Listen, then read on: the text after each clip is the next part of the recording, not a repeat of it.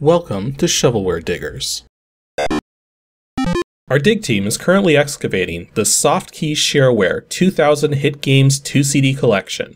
You can find a link in the video description containing the entire directory structure of this archive. It's week 72, and these are the games our diggers have for us today. For more information on how to join the dig team, simply head on over to the Patreon page linked in the video description. Now without further ado, let's begin. First up, Yarmo Ranta dug up WINGAMES /arcade/HYPEROID. I pretty much know exactly what this is going to be. Hyperroid. This is a game I'm very familiar with. I just wanted to see if there's anything extra here. We got a copying.txt. Oh, not the file ID. It says version 1. Oh no, wait, this is GNU General Public License? Really? It's that old? I didn't know GNU was that old. Huh. Learn something new every day, I guess. Oh wow, this actually has source code here. Wasn't this a shareware game? Maybe it was freeware. Huh. Learning even more about it now. So yeah, Hyperroid. Where's the about? This is version 1.1. Copyright 91, Hutchins Software. Program is freeware. Okay, so I guess including source code makes sense. And yeah, we've even got an email address from way back in 91. So that's going to be a very early email address. Probably doesn't even come close to working anymore. So Hyperroid, as you can tell, is basically an Asteroids type game. And I'm trying to remember the controls in the moment. And not doing so well. Okay, I've remembered the controls. So, spacebar, you hold that down, you get your shots. And you're just basically trying to destroy all the asteroids. And I actually accidentally wasted all my bombs trying to figure out the controls, so I'm just gonna start over. I don't think there's a way to start a new... Oh yeah, there is. There we go. New game. Although, apparently... Oh wait, there it went. Okay. So... As you get to the top, we have 3 hearts, and 3 shields, and 3 bombs. So shields just basically protect us, make us invulnerable temporarily. Bombs let us destroy everything on the screen. And hearts actually keep us alive. They're kind of like extra lives, but they can also act like shields too, because there's certain things which don't kill you, they just decrease your life count. Specifically that hourglass shape there. So you want to be careful about stuff like that. And these green square asteroids are nasty because they actually replicate. So you want to get rid of them as quickly as possible. Now I actually showed this game in a recent video I did, just briefly, but I wasn't really talking about it, I just had it on screen. Oh no, I destroyed the star! Oh jeez. The stars are worth extra power-ups and stuff, but you can accidentally shoot them and destroy them. And that's not good, because you actually want to touch them to get whatever they have. So as you advance in the levels, it's basically like any other Asteroids type game. You have to destroy more asteroids, and some of the things that you encounter will be a little more challenging to deal with, like the hourglass things can end up with more hit points, so you actually have to shoot them more than once to destroy them. One thing that's kind of interesting, though, is you actually do get reverse thrust. So here's forward thrust. But then here's reverse thrust. And that kind of takes a little getting used to, because most games like this don't have a reverse thrust option. So having that can make it surprisingly... can make your ship surprisingly maneuverable. And, well, when you remember to deal with it. Okay, let's get this star. That was just points. The stars come in different colors and give you different power-ups based on what color they are. And apparently red is just points. Ooh, see, I just took a shot there and didn't die. So certain things won't actually kill you, and those can actually be the worst, because they'll just drain your health as opposed to destroying you and then letting you respawn with invulnerability. But now, something that's weird, I don't know if this is a bug or not, but when the game restarts, it puts you on level 0, and yet leaves the screen in the state it was in. I don't know if that's intentional or not. Let's just destroy everything. Oh, that didn't hit the, There we go. And now we're going to level 1. Yeah, kind of a weird bug. See, I played this game a ton when I was a kid. And this is another one of those games that actually properly maximizes. So, you can see it's using, like, vector shapes. Ooh, we got an extra bomb from that one. And it is actually vector shapes. So, if you run this at a higher resolution, you actually sort of get greater fidelity with the graphics, because the lines are crisper and everything. So it really does play like a proper vector game. Yeah, so that's Hyperroid. It's a very fun game, but very challenging. I think the highest level I've ever gotten is like, oh geez, probably like 4 or 5. I didn't play the game a lot, mostly just played it like once every so often. But it's definitely a fun game, and definitely worth checking out, and it's freeware, so no excuse not to get it. Only thing I will mention is that I don't know if it's which versions it is, but some versions of this game are a little buggy, and not just... Okay, like I showed the bug earlier, how it put me to level 0, like right here.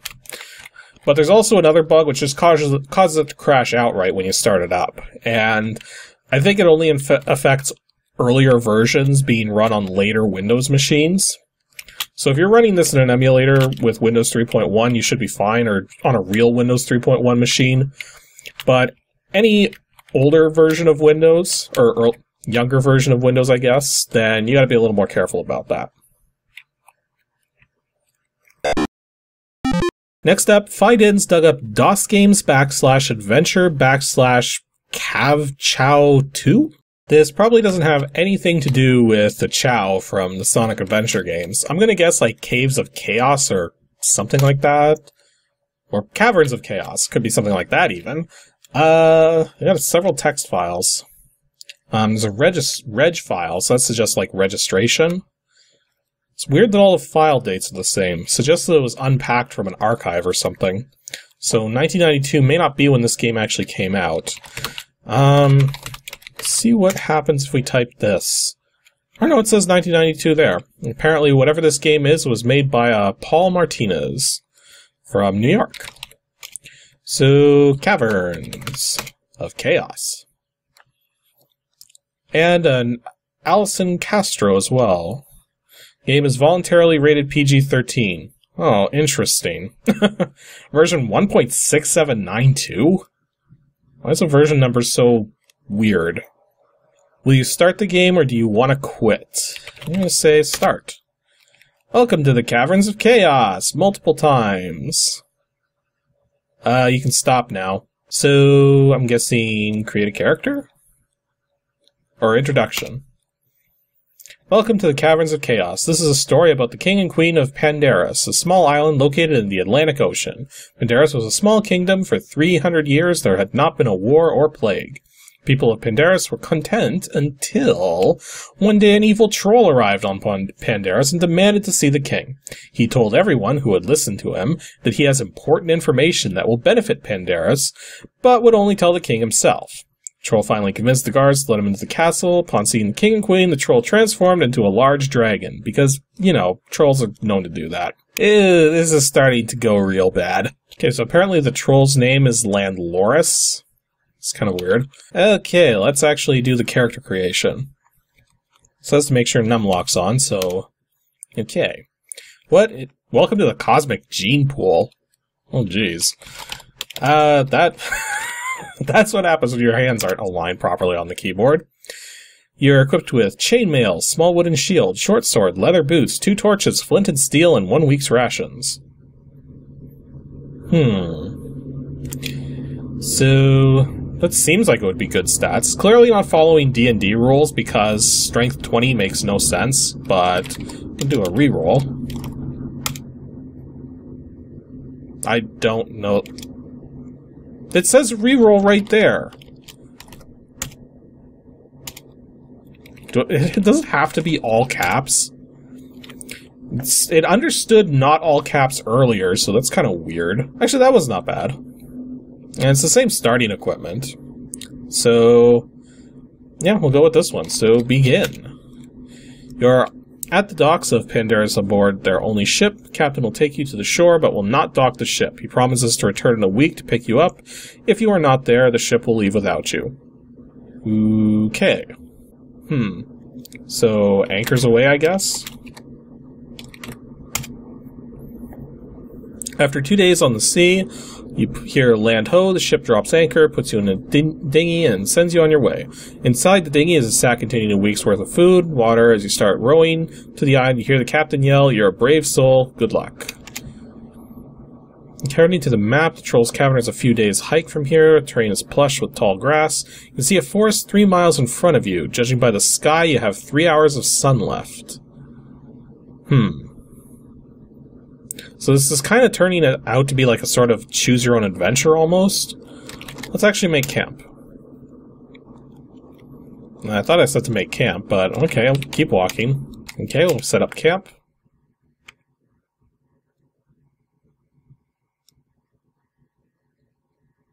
That was weird.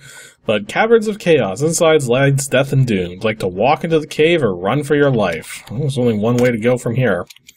As you walk in the cave, you hear a soft moan from within. Firmly mounted torches expose the wet and moldy walls. At the end of the cave, you see a large metal door with a faint light coming through the keyhole. Moan turns into a loud wail as you approach the large door. This is your last chance to run away. Don't say I didn't warn you. Prepare to die. Okay.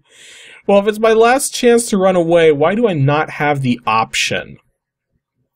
Instead, I can either turn the doorknob or look through the keyhole. Let's actually look through the keyhole. Stale air fills your nose and you begin to cough. A cold chill freezes your soul as fear overcomes you. A puddle forms at your feet. So, did I die? Okay, I tried going through the start of the game the same way as before, but now it's saying I obviously made the wrong choice and welcome to the afterlife? Let's be reborn, I guess. That's weird. Make it through the terrain and closer to the Troll's Cavern. The sky approaches. We're going to keep walking. Day away, we'll keep walking. Getting very tired, we'll camp. And now I did... Okay, so... Here's what I'm getting from this so far. It seems that the game... It's like sort of like a choose-your-own-adventure, but there's definitely some bugs going on, because I just told the game to camp. It told me that it didn't recognize my input twice, and then quit me back to the title. So there's clearly some kind of thing going wrong here. I mean, I know I misread that as turn numlock on instead of caps lock earlier, but I do have caps lock on now, so that shouldn't be an issue. Okay, so back to this part. So let's walk into the cave. Let's turn the doorknob this time instead of looking through the keyhole. See a large room, 4 doors are visible to different directions. Would you like to open a door, examine the table, or leave? Let's take a look at the table. A table that can seat 50 people? That's not... I think that stops being a table at that point, because that's, like, massive. Ooh, I see 2 red eyes glaring at me. So, yeah, I still want to enter, because I want to fight whatever's in there.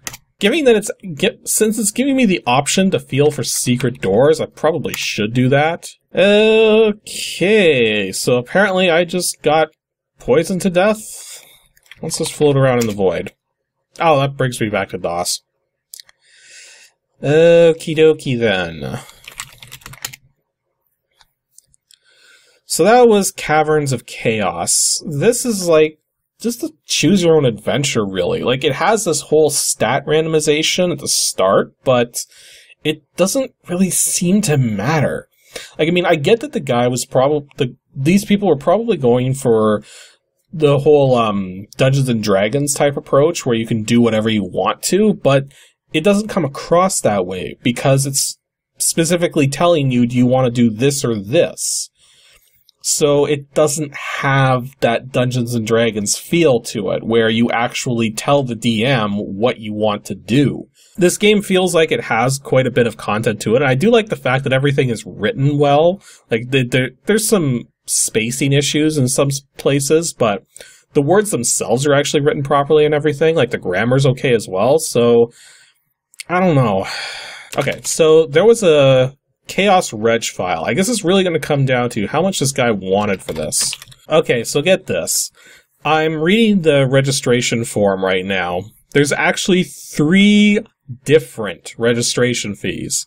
You can either spend $10 to get the contributor fee, which lets you get like beta copies of sequels and get mentioned in special thanks and stuff like that, which I'm guessing probably nobody ever did.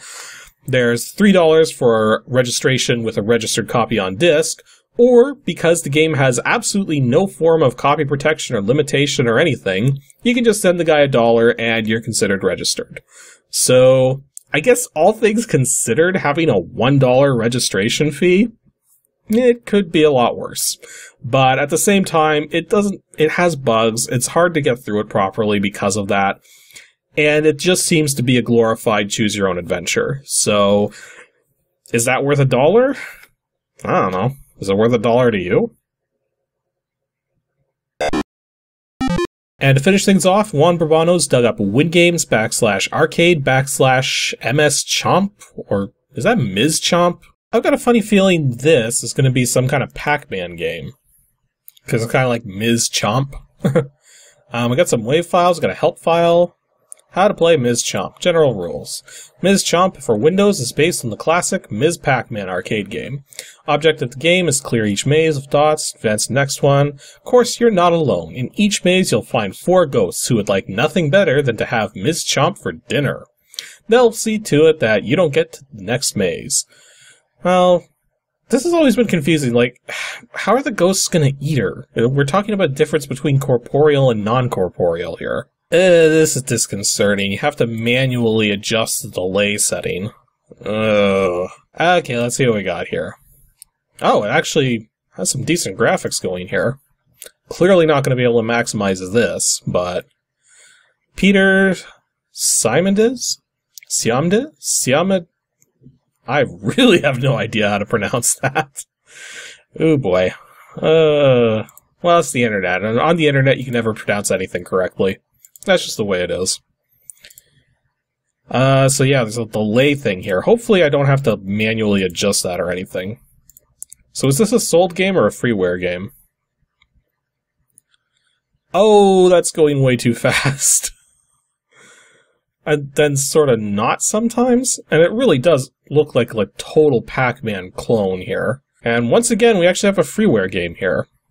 So, oh, there we go. So, if I hit start game... Oh, it's totally ripping off. It's like a total Pac Man ripoff. It doesn't even count as a clone. Okay, that's better. I'm using a delay value of 500. Yeah, this doesn't even qualify as a clone. This is just a total copy of Ms. Pac Man. Although it's actually going to depend partly on if there are any other mazes other than the default one. Hey, yeah, I think this is even the exact same maze, too, so they didn't even take any creative liberties there. Okay, one thing I find really disappointing is that it's copying the game sounds, like, between lives, but it's not copying, like, the pickup sounds and all of that. It's kind of like missing parts in terms of the audio like that. I don't think all the sounds are a direct copy either, but I might be wrong about that. It's been a while since I've played the actual arcade version of this game. So yeah, let's try and find out if the game actually does have different mazes. Of course I have to get... No! Okay, at least the hit detection and being able to lead corners works. Actually, supposedly I can change my starting level. Maybe that will actually change the maze, too. So if I say start here... and then go new game. Yeah, that looks exactly like the one from Ms. Pac Man, so it's even copied the mazes. Anywho, so that's Ms. Pac Man, or Ms. Chomp. Ms. Pac Man, total copy, save for a slightly different audio or missing audio. I guess, like, I mean, it's interesting seeing somebody else successfully put together a game like this, but it's just making me want to play like an actual Pac Man game instead of this one.